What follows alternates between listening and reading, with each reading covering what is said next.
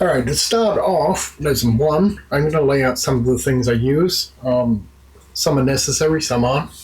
So let's start with the first thing, which is a color wheel.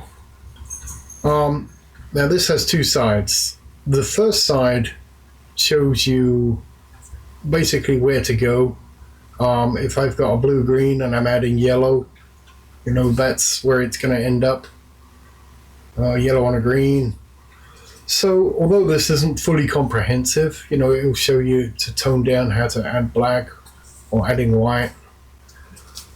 Not totally comprehensive, but it helps and points you in the right direction. Here it has a gray guide, so 100% black, 100% white, so somewhere in the middle. So you go 10% black, 20% black, 30% black, get you in the right kind of area. It's a nice list here for people that are not familiar: primary colors, secondary colors, tertiary colors, etc., etc. Which is nice to have at your fingertips when you're figuring it out, especially at the beginning. Now, what's really nice about this is when we flip it.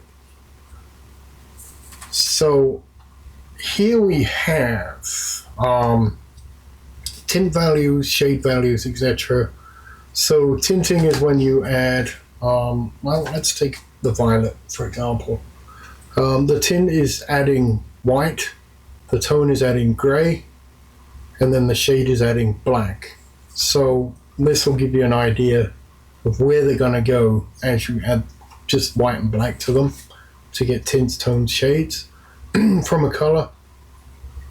The other thing that I really love about this is it has the triads and the tetrads and the split complementaries and the complementary colors. So on a color wheel, for example, if I want to do three colors, like the heavy metal, if we go to the heavy metal goblins, night goblins. So their faces are like yellow-green. This is the overall model.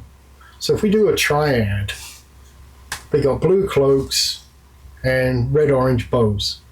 That right there is that triad. So it helps you decide color schemes if you're not sure what you want to do.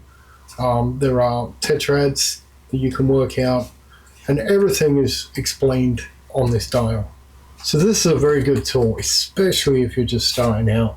And I think it's like $5. So well worth the money, well worth the effort, and it's a very good teaching aid.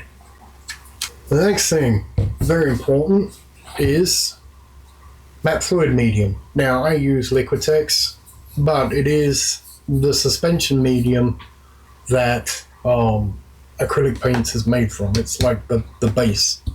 With this you can add in either pigment powders or ideally, because it's easier, is just cheap acrylic paints. The more of this you have, the more translucent it's going to be, which means it's going to show through the underlayer more. So opacity is, it's going to just, you're not going to be able to see through it. High opacity you cannot see through. Translucency is when you can see light through something, and in paints it's like the layer beneath shining through the paint. So more of this makes it more translucent. You don't want too much of this, but you want enough of this in to make a nice paint. And again, you have to play with it to kind of get used to it and see what you want. Also, some paints behave differently. Yellows and greens, reds and blues all behave differently. So this is, it doesn't have to be Liquitex. I use it because I like it. If you find a different one, that's fine. Links to all these things are going to be in the description. So that's the other basic you need. So if you like painting with contrast paints, this Yosonia Magic Mix, again, I'll put a link in. I've written on here to remind me at the beginning, this is the medium like this, except this will make the paints behave a lot more like contrast paints that you're used to. Will it make a perfect contrast paint? No. but it will get pretty close. And and then you can mix this and this together to come out with something else. So lots of variables there. This is awesome to have on hand when you want to do a more translucent paint, instead of chucking tons of this in and then the mixture goes horribly wrong. If you use this works a lot better. The next one is this Pro Acryl Glaze and Wash Medium. This I use for, as it says, washes. So if I want to do even thinner than this is what I use. And again, you can mix them. So you've got, a step down kind of thing. This I use for glazes and washes. And then it says Miracle on it. It must be good. This is very good though. I use this a lot for, where I used to use inks, now I mix paint with this and it does a really good job.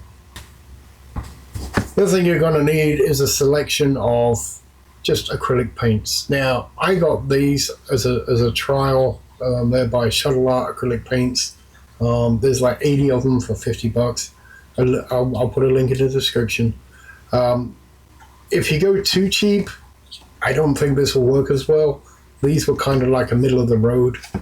And I got a lot of colors, so I don't have to mix as often to get a color I want, just because there's 80 of them there. So those are the things you're going to start off needing. The other thing that I do is, instead of getting nice brushes, I get tons and tons of cheap brushes. Reason being is I can't have nice things. I don't look after them as well as I should.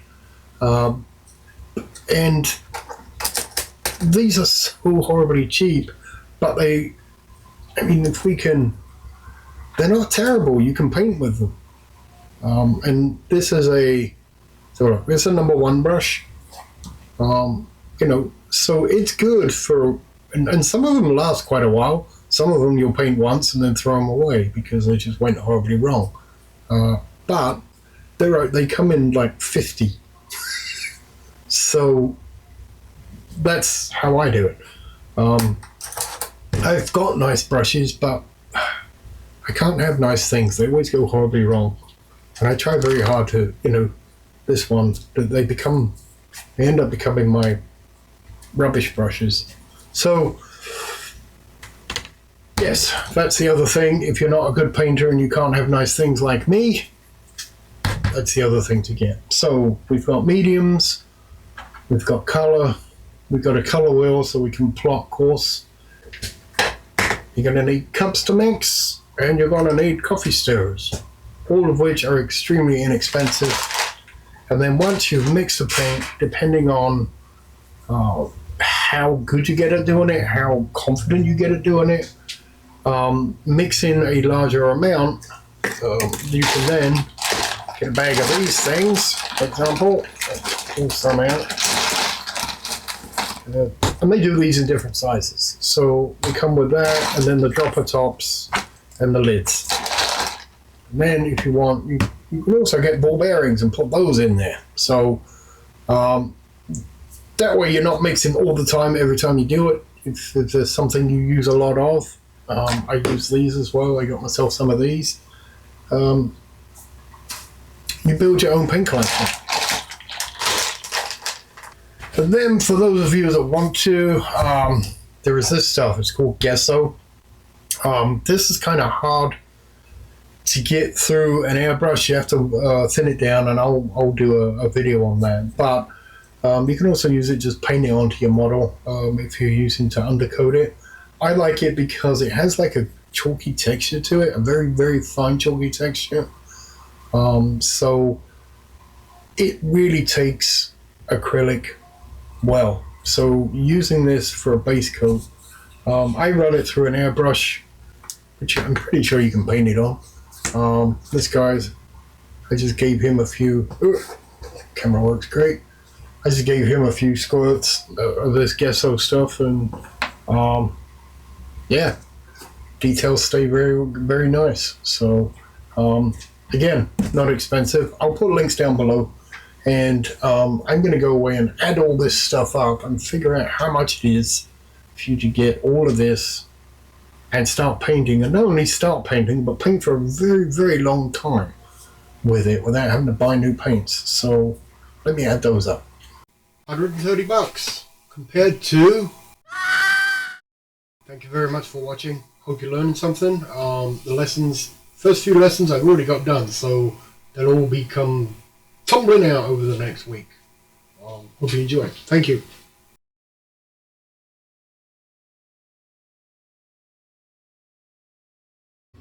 Like and subscribe, or the Inquisition will come pay you a little visit.